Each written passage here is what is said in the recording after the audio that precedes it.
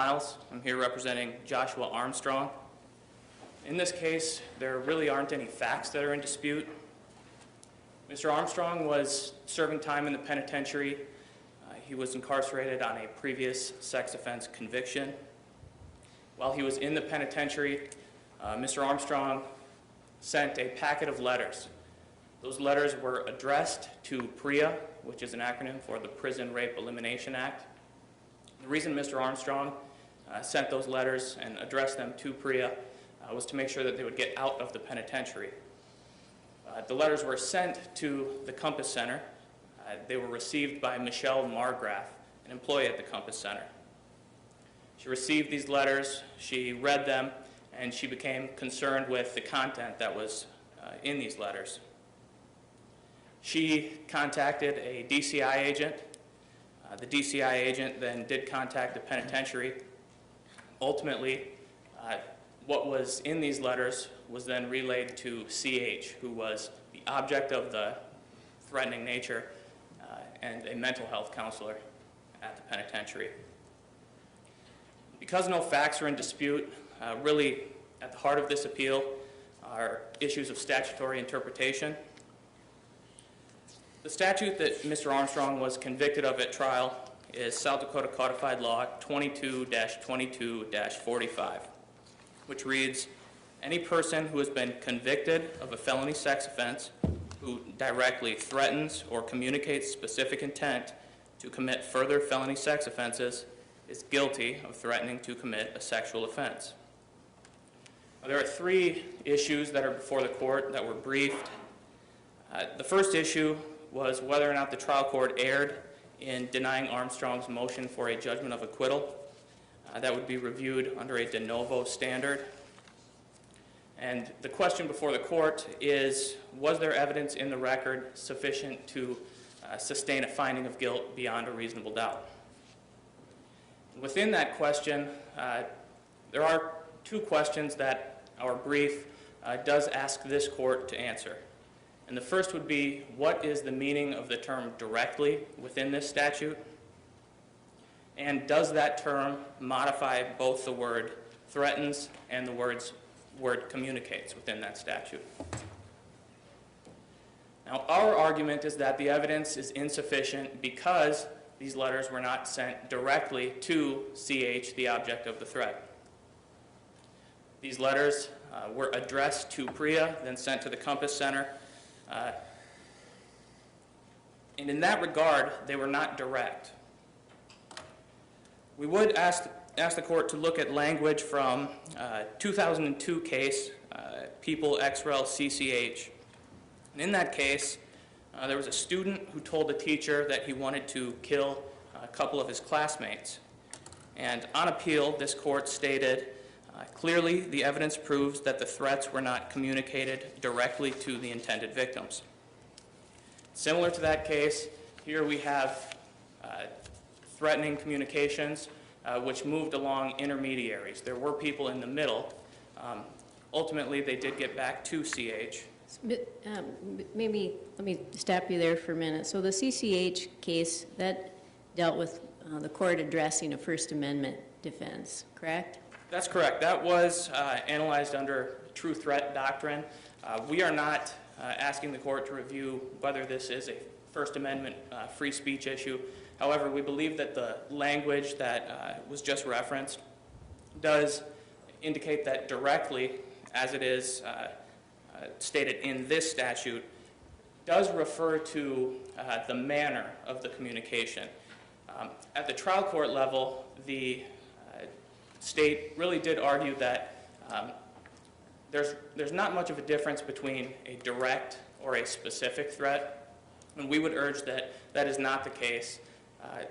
Direct really does have to do with the manner in which the communication is transported.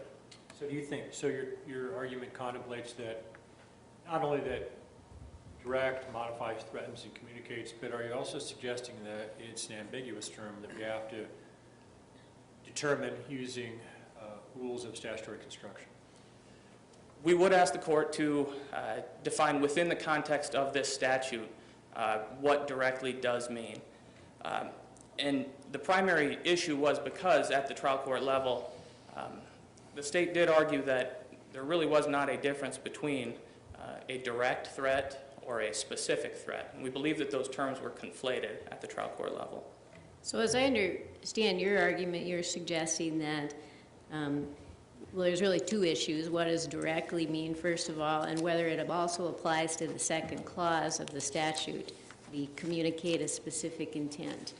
But first, with regard to the directly portion, where in the statute, because you seem to be arguing that it had to be made directly to the object of the intended threat. And in this case, that's the individual CH that the threat was about. So where in the statutory language do you find that requirement?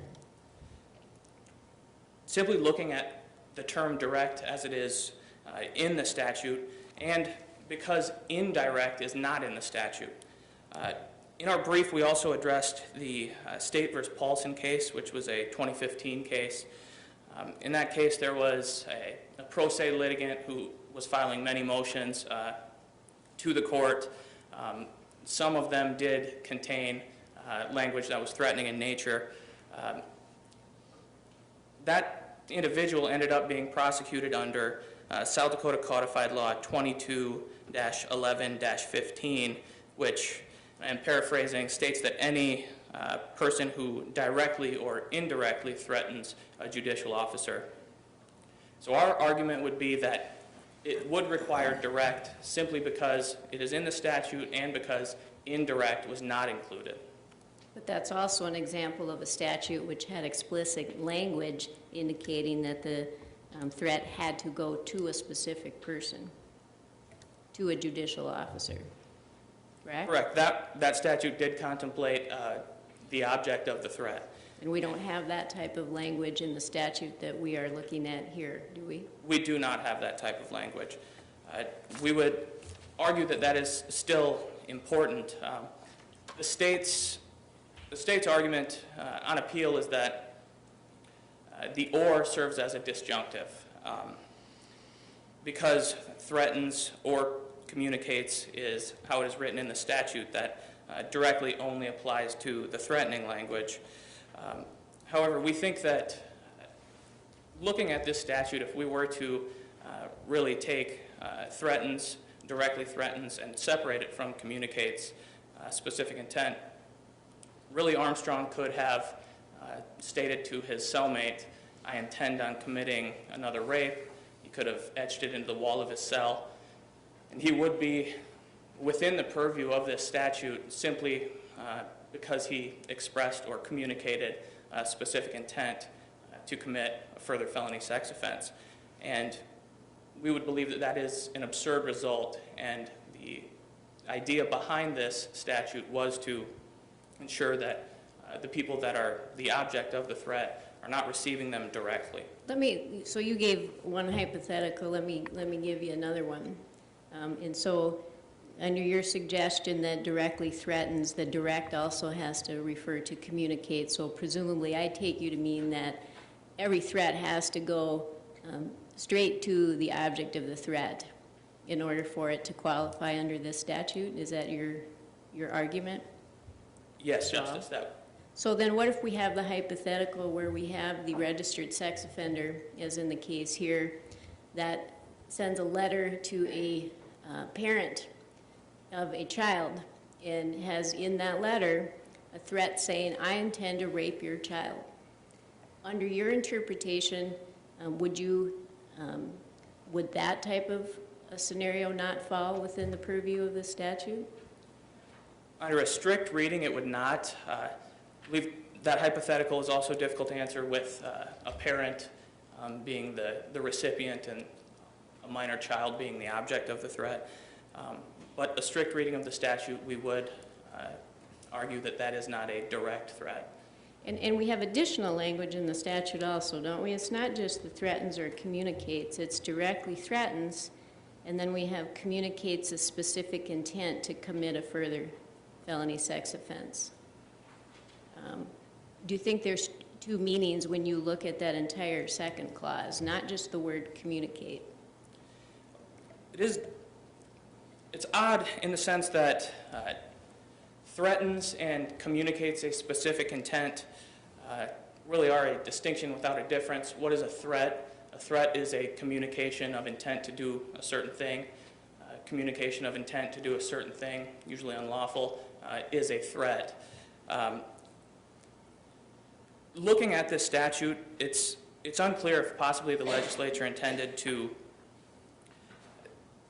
The word threat also is a term of art.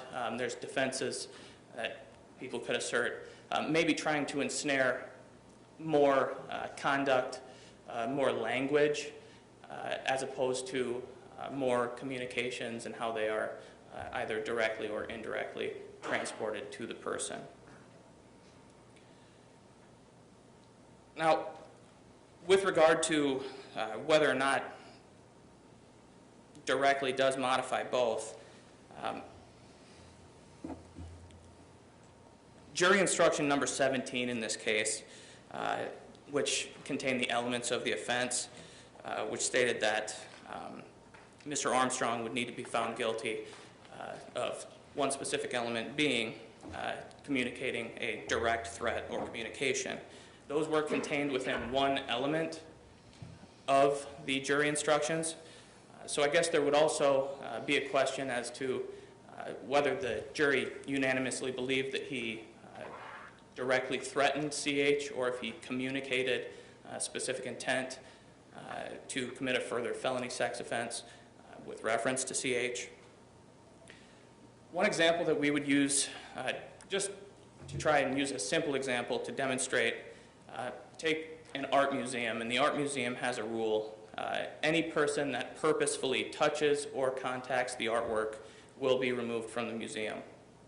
A plain reading of that statute would lead a reasonable person to believe that it is purposeful touching and purposeful contact which is subject to punishment. And we believe that is also the case here, that direct threatening and direct communications are what are the subject of punishment. We also have the stalking statute, which is SDCL 22-19A-1-1, which states that no person may willfully, maliciously, or repeatedly follow or harass another person. Again, a plain reading of that would lead a person to believe that willful, malicious, and repeated following and willful, malicious, and repeated harassment are what the statute is looking to punish. Mr. Miles, on the subject of the jury instructions, which instruction did you say was, or maybe you didn't, but did you say one of the instructions, or perhaps more than one, is incorrect in your view? That would be jury instruction, I believe, number 17. Which just lists the elements of the offense. Correct. And when looking at that jury instruction, our argument is that because both the language directly threaten or communicate are within one element, that it would not be a disjunctive either-or situation. Did you propose a jury instruction that would separate them or in some way be superior to the one the court gave?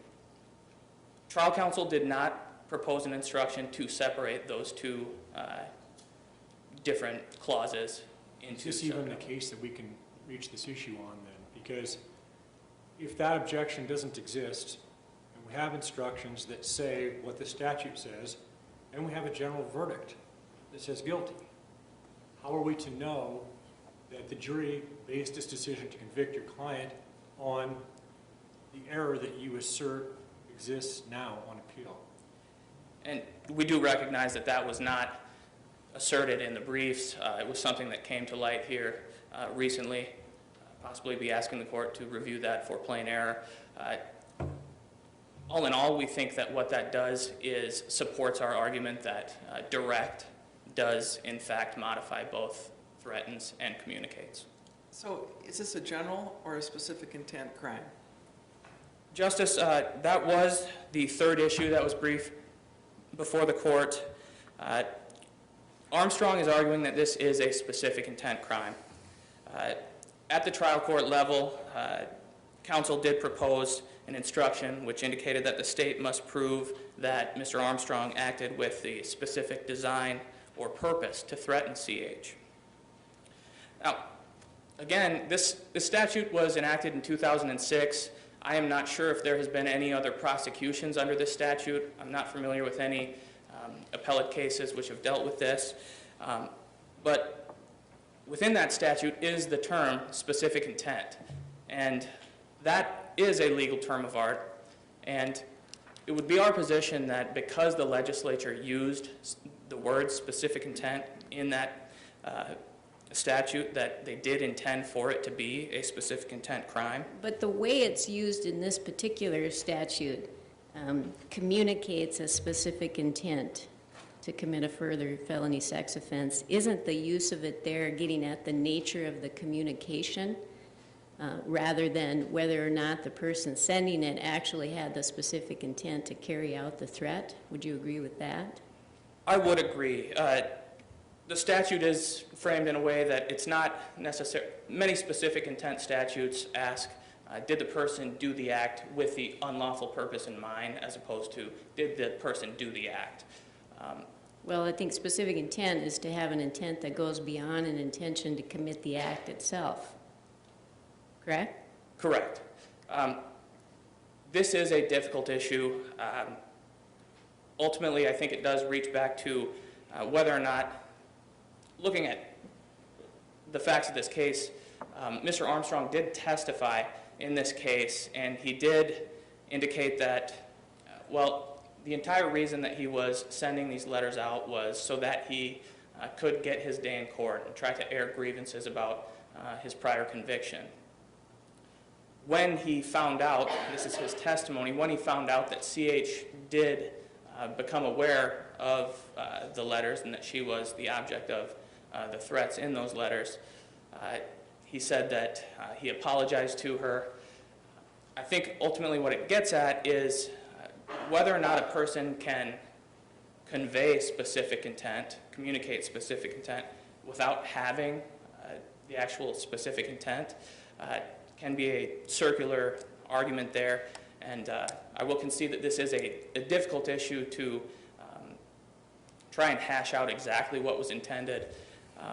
However, it appeared from the underlying record that you submitted the case of Alanis versus United States to the trial court for consideration of the intent.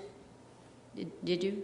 I did not handle this case at the trial court level. But the attorney, in arguing for a specific intent instruction, that was discussed. I would also note that in a pretrial motions hearing, the state argued that this was a specific intent crime, and the court also agreed, and because of that, there were certain portions of the letters which were deemed admissible and submitted to the jury under the rationale that this was a specific intent crime. However, at the trial, when this was proposed, the court reversed course, flip-flopped, and decided that this was a general intent crime. So in that sense, there was error in the fact that Mr. Armstrong was cut by both sides of the double-edged sword. Well, the instruction actually given by the court, though, however, had some of the same aspects that the one that was proposed by the defense, didn't it? And it actually almost tracked the same, the Alanis, the U.S. Supreme Court decision, which was addressing mens rea on a very similar statute, didn't it? There were two jury instructions that dealt with the intent. One was a very broad general intent pattern jury instruction, and the other, I believe that the court is referencing, it did indicate that in order to find Mr. Armstrong guilty, they would need to find that he acted with the intent to threaten.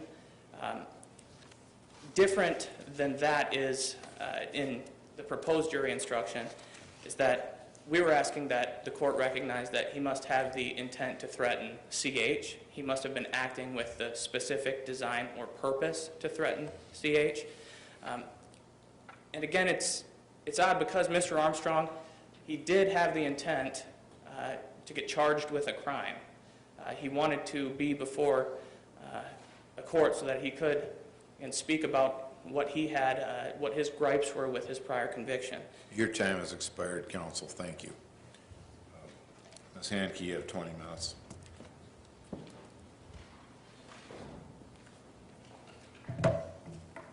May it please the court, counsel, I'm here today to ask this court to affirm defendant's conviction. The trial court properly denied defendant's motion for judgment of acquittal and properly denied defendant's 2 proposed jury instructions.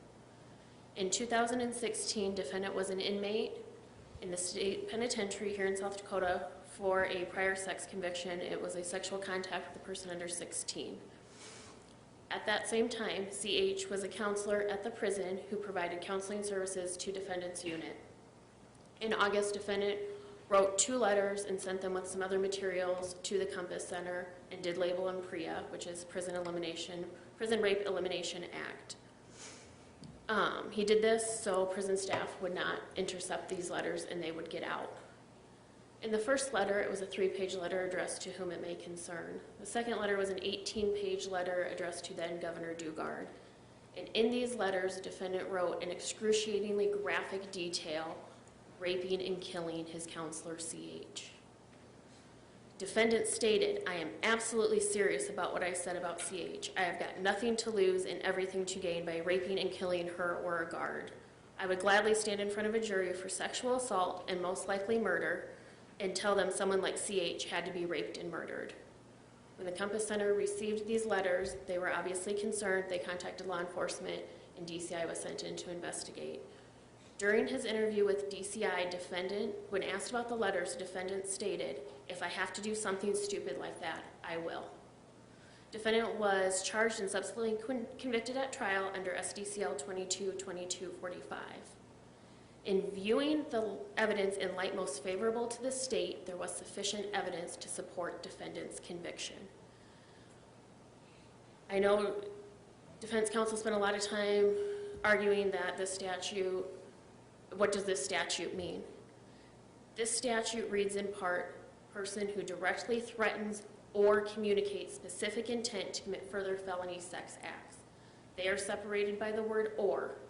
Or is usually used in the disjunctive, meaning a choice between 2 mutually exclusive things. You either directly threaten or you communicate specific intent. It's an either or situation.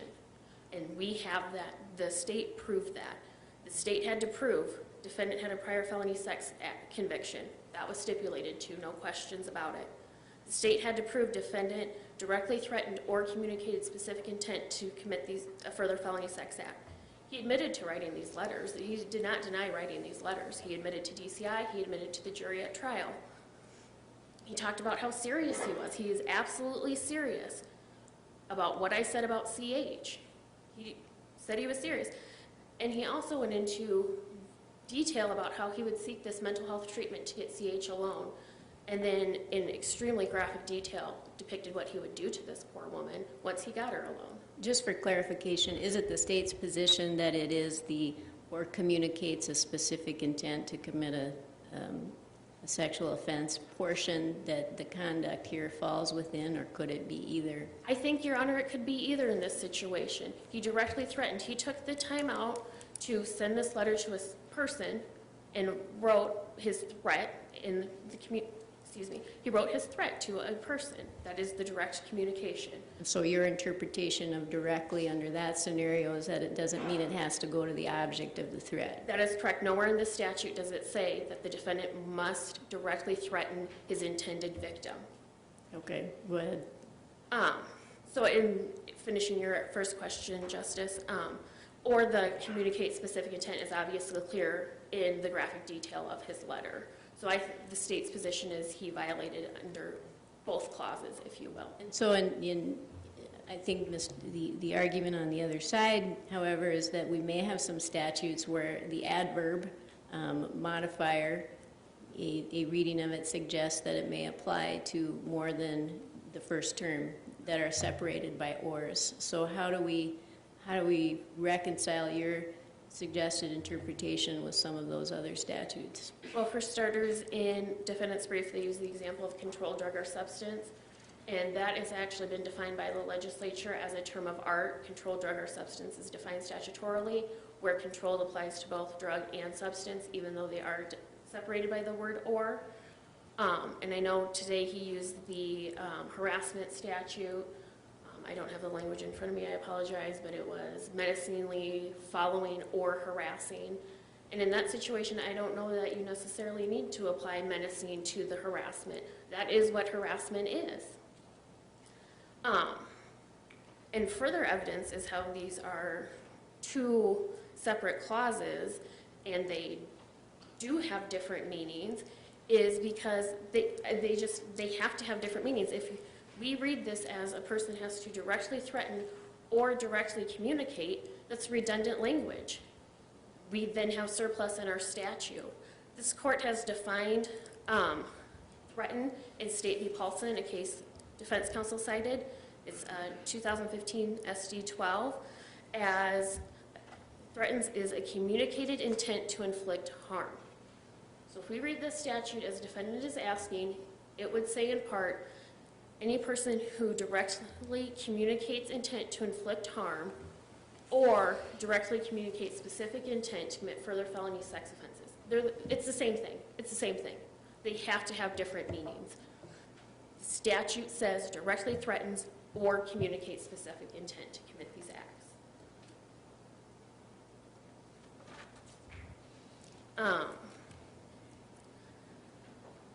And going into defendant's unanimity issue, that issue was never raised at the trial court. It was never raised in his brief, and the state would argue that that issue is waived. I don't think there's a unanimity issue.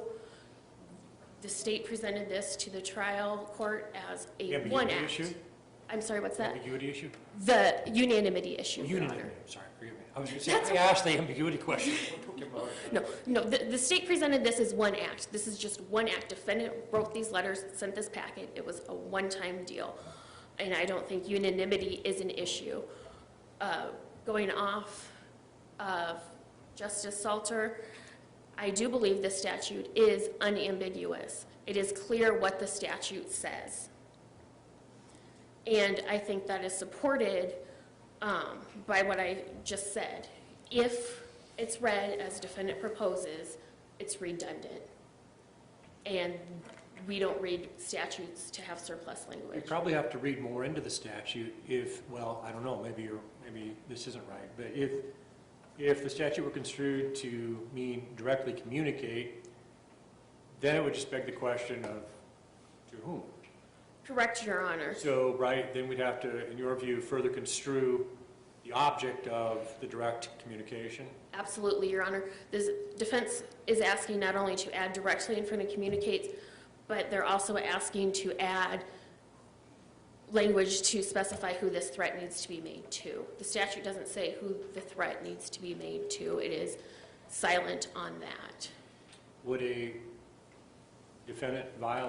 person violate this statute if they communicated a specific threat to commit a felony sex offense by writing something indiscriminately on a wall or something that was just posted somewhere?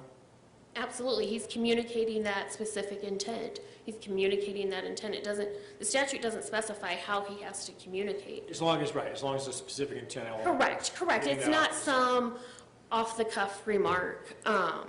It needs to be specific, and the statute does not say how it needs to be communicated, nor does it say to whom. Moving to the question of the jury instruction issue, at trial, did the state propose specific or general intent instructions? So when it came time to settling jury instructions, the state proposed a general intent instruction. There was some talk at a prior motion hearing where the state originally did concede that it was a specific intent crime, but upon further research, the state changed its mind, presented argument to the court about this is a general intent crime, and the court agreed with the state. And the trial court was correct. This is a general intent crime. And I get it, the statute says specific intent, but the specific intent does not go to defendant's mens rea and threatening or communicating. Specific intent here is the object of his communication. The crime is the threat or the communication, and the specific intent is what he is communicating. It does not give him an additional mens rea element that the state needed to meet. That may be the case, but, you know, the term specific intent has some real meaning in our law. Right. The court didn't attempt to define that for the jury, whether this is a general intent crime or not. There had to be a communication or a threat of a specific intent to commit a sex offense. The court didn't give that definition of what specific intent is, but that's really a part of the element of the offense, isn't it? Yes, it is an element of the offense. So do you think it should have been instructed on what specific intent is? I don't think it was necessary here. Neither party obviously had requested they be defined specific intent. The defense asked that this be marked as a specific intent crime, but they never asked that the jury be provided that additional information. And I don't think it was necessary. I think it was the instruction provided was sufficient for the jury to reach their verdict.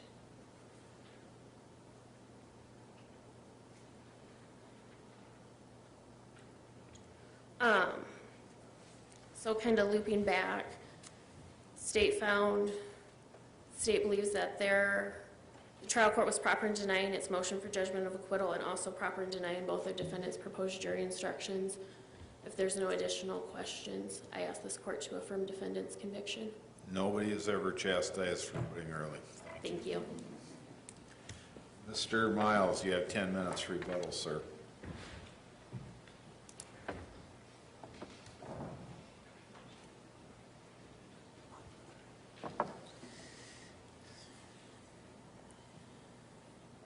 Getting back into the term direct here, it is not defined.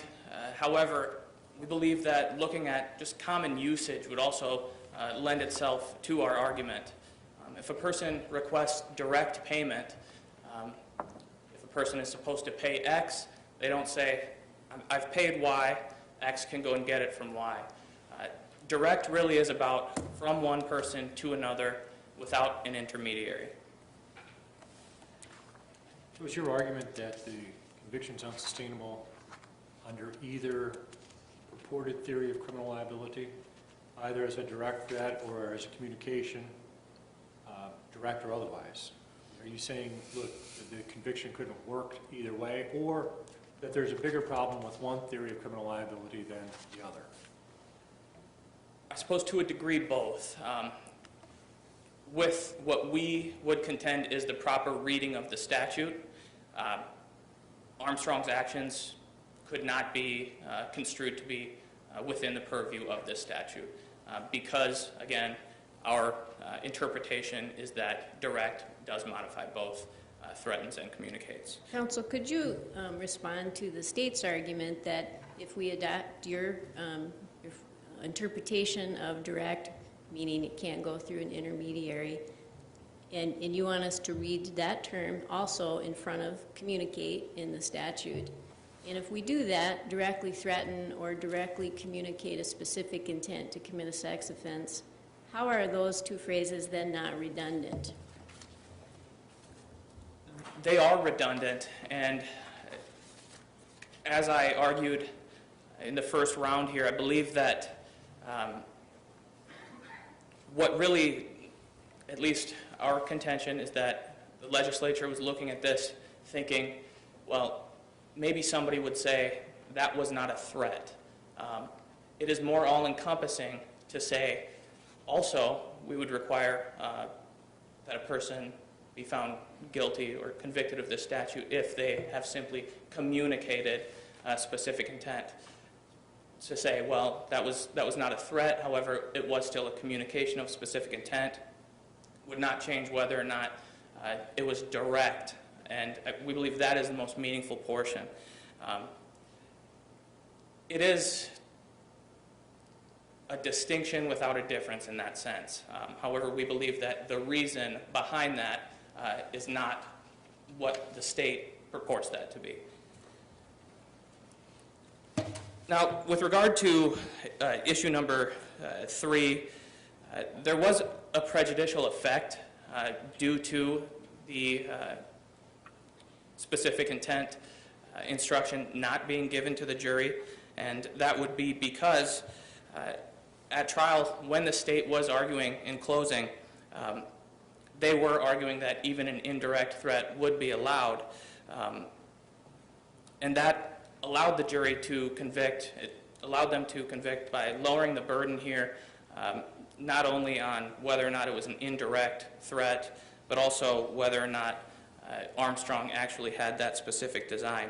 We believe that that would have prejudiced Mr. Armstrong, at least in his ability to defend against this statute. With regard to issue number 2, the instruction which was proposed, whether or not Armstrong could be found guilty unless he directly threatened or directly communicated. We understand that the state is essentially contending that we are asking to add language. However, looking at what occurred here, certainly a jury is not going to be highly inclined to acquit Mr. Armstrong due to, again, the graphic nature of what he was saying, some of the language that was used in these letters. However, trial counsel did, I believe, recognize that what at least the state was intending on arguing was that so many different things could fall within the purview of this statute that it was necessary to instruct the jury about what the meaning of direct and how it should be applied in this statute. We believe that that instruction was warranted by the evidence. We believe that that is a full and correct statement of law. Ultimately, we are not asking the court to consider what Mr. Armstrong did okay. We are essentially asking the court to give meaning to this statute and determine whether or not what Mr. Armstrong did fell within its punishment.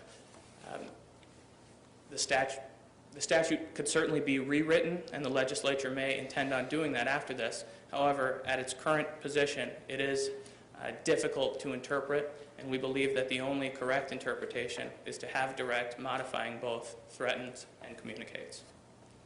Without anything further. Okay. Thank you, Mr. Miles. Appreciate it. These arguments are also being carried on the internet live, and the next argument is scheduled for 11 o'clock. So rather than take a 10-minute break, we'll have to extend it until 11 o'clock.